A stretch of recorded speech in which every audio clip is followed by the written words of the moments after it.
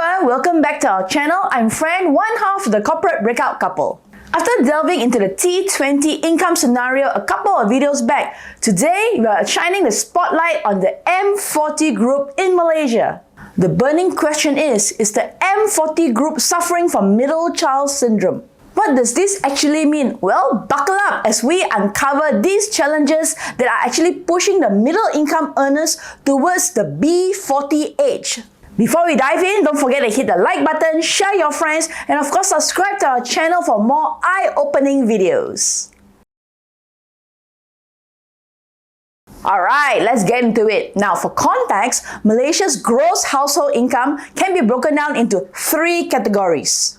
The categories are B40, which is the bottom 40%, M40, the middle 40%, and T20, which I already covered in the other video. Alright, let's refer to this chart by DOS Malaysia, which is the Department of Statistics. This chart is the monthly household gross income by state and percentile, and it's updated 2022. So for the category of M40, where you want to look at is actually the 40th and the 79th percentile, this whole chunk here. So to put things into perspective, let's look at the capital of Malaysia, Kuala Lumpur. If you're earning around 9,000 ringgit, then you're in the M40 group, which is right around here. Again, this is gross household income. Now, if you're from Penang like me, if your gross household income is around 6,000 ringgit, then you're in the M40 group. Now, going on the assumption that each household has around an average of 4 people, and looking at the gross household income, this actually means that the income per person is actually quite low, and this is why the M40s are feeling the pinch. Now picture this with me. M40, the middle child of the gross household income categories.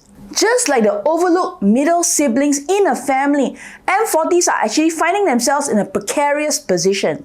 Ever since the pandemic, M40s are actually slipping through the cracks, moving closer to the B40 bracket. In Kuala Lumpur, the capital of Malaysia, the M40 benchmark is set at Ringgit Malaysia $9,150, whereas in Kelantan, a further state, it is only a mere 3,000 ringgit.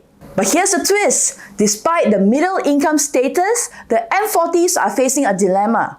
They are deemed to earn too much to qualify for certain subsidies, but yet with rising inflation and the ever-climbing cost of living, their salaries are actually struggling to keep up. So why the middle child syndrome analogy? Well, just like the overlooked middle sibling, M40s often find themselves in a situation where their needs are often neglected.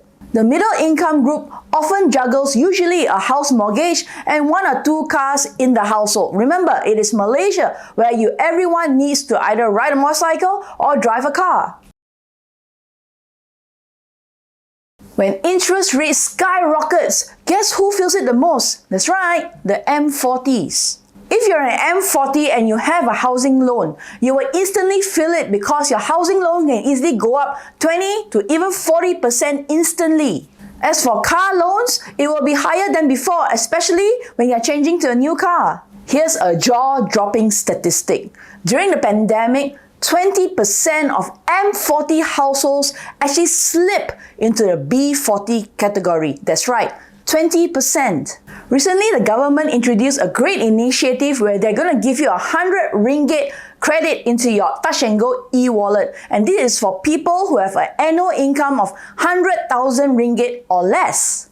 So, if you're earning RM 8,000 ringgit a month and you're thinking, hey, it's not bad, I'm doing pretty well in Malaysia, well, think again, because the government obviously thinks that you need help. Despite being in the middle income bracket, M40s often experience a situation where the inflation rate often outpaces their wage growth.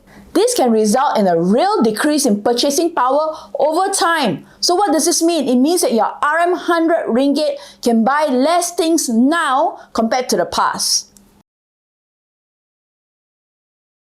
The dream of home ownership can actually become elusive for the M40 group, especially in urban areas with skyrocketing property prices such as Kuala Lumpur and Penang. The big financial burden combined with the mortgage obligations, housing repairs and whatnot can actually contribute to the feeling of being stuck.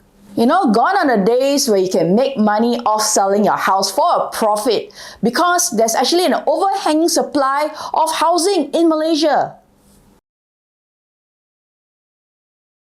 The M40 group might also find themselves caught in economic uncertainty and fears for their job security because with lower savings that they have due to the lower disposable income, they actually fear losing their jobs and they actually cannot afford to lose their jobs.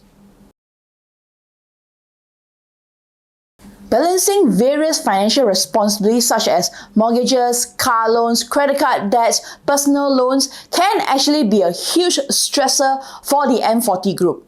This burden of debt might actually hinder them from saving and investing for their future.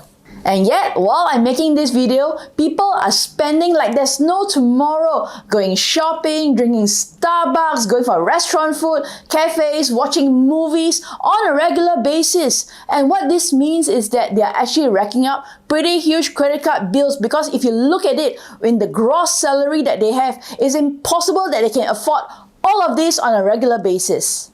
What they don't realize is that they've successfully inflated their lifestyle and all these things that they've consumed has become a regular part of their daily lives. And the most important thing that they may be blind to is that the moment you buy anything imported, which means anything not made in Malaysia, you actually pay more because of the weakening ringgit. Actually, there's a huge wealth gap in Malaysia between the M40s and the T20s. Some T20 families with 1 or 2 kids can still afford to send their kids to international school or private schools. However, M40 families do not have that luxury. So what this means is that the M40 kids studying in vernacular or national schools may not have the same opportunities as the T20 kids.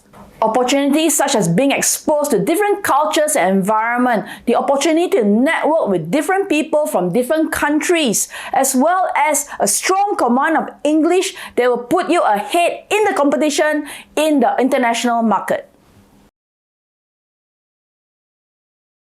Okay, M40s, all is not lost. The most important thing is do not be complacent and be willing to just settle. You can still carve out a bright future for yourself and your family in Malaysia if you're open enough to embrace new technologies, evolve with the times, open to learning new things, and work hard to create side hustles to boost up your income.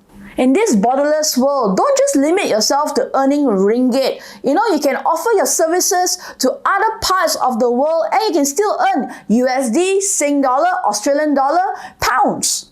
Well, I hope that this video has been an eye-opener for you Malaysians and for the people living in other countries as well. Don't forget to like, share and subscribe to our channel.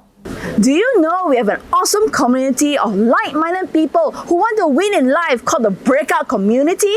Click on the link below to find out more and join. See you there!